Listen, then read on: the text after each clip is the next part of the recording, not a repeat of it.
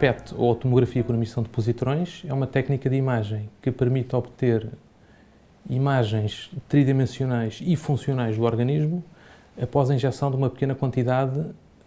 de um produto radioativo denominado o radiofármaco. A imagem que vamos obter vai depender então do metabolismo desse radiofármaco no organismo. Vamos estudar a sua distribuição.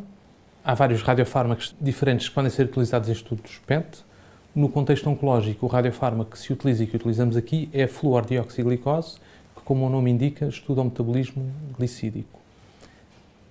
A premissa é que as células tumorais apresentam um metabolismo glicídico ou dos açúcares superior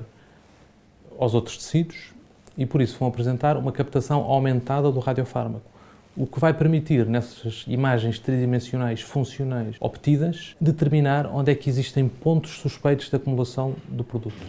No nosso caso específico, essas imagens de PET, essas imagens funcionais do metabolismo do açúcar, vão depois ser sobrepostas com uma imagem de TAC,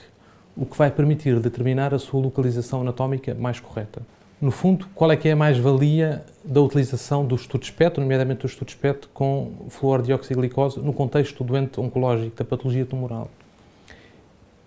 É a possibilidade de detectar mais precocemente, e todos sabemos que na doença oncológica o tempo é sempre um fator muito importante, a presença de doença. Pese embora o facto da PET permitir detectar mais precocemente a presença de doença tumoral e ser avaliada por rotina, nomeadamente na avaliação de nódulos pulmonares, que são de natureza indeterminada, que desconhecemos quais são o seu metabolismo, a maioria dos doentes que recebemos no serviço para efetuar estudos PET já têm um diagnóstico conhecido de doença oncológica ou patologia tumoral.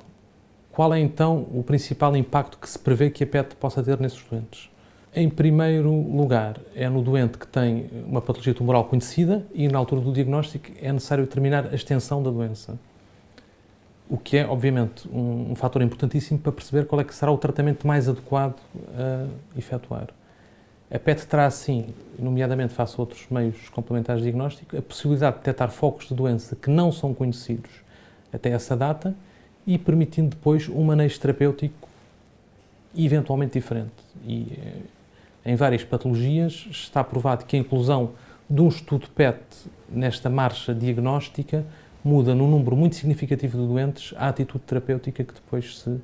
acaba por fazer. Um dos exemplos importantes e que vemos frequentemente em doentes com doença oncológica conhecida numa fase inicial é, nomeadamente, a detecção por PET de focos de doença adicional que contraindicam, por exemplo, a realização de uma cirurgia desnecessária. Outro exemplo, em doentes que têm patologia tumoral conhecida, em que se planeia, por exemplo, um tratamento de radioterapia e em que essa imagem funcional do tumor sobreposta à imagem anatómica, por exemplo, da TAC,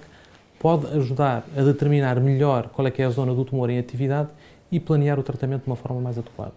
Uma segunda área muito importante onde a PET pode ser utilizada no contexto de patologia oncológica é no contexto da avaliação da resposta à terapêutica. Por exemplo, num doente que tem uma doença oncológica que está a realizar uma determinada linha de quimioterapia,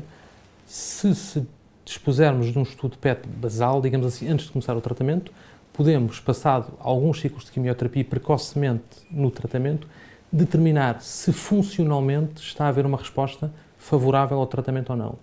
indicando assim se aquele tratamento será o mais adequado ou se será necessário, eventualmente, a alteração dessa linha de quimioterapia.